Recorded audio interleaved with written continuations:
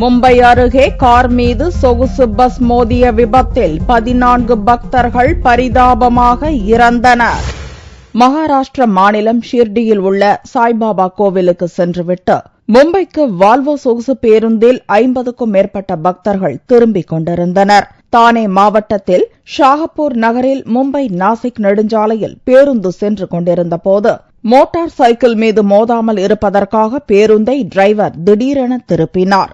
அதனால் தாறுமாறாக ஓடிய பேருந்து மையத்தடுப்பை தாண்டிச் சென்று இன்னோவா கார் மீது பயங்கரமாக மோதியது.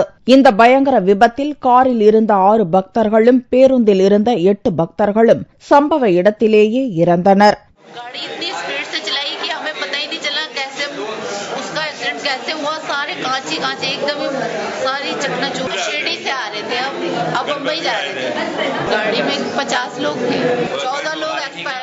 பலியானவர்களில் 5 குழந்தைகள் 5 பெண்கள் அடக்கம். 30க்கும் அதிகமானவர்கள் காயமடைந்து மருத்துவமனைகளில் சேர்க்கப்பட்டு சிகிச்சை பெற்று வருகின்றனர்.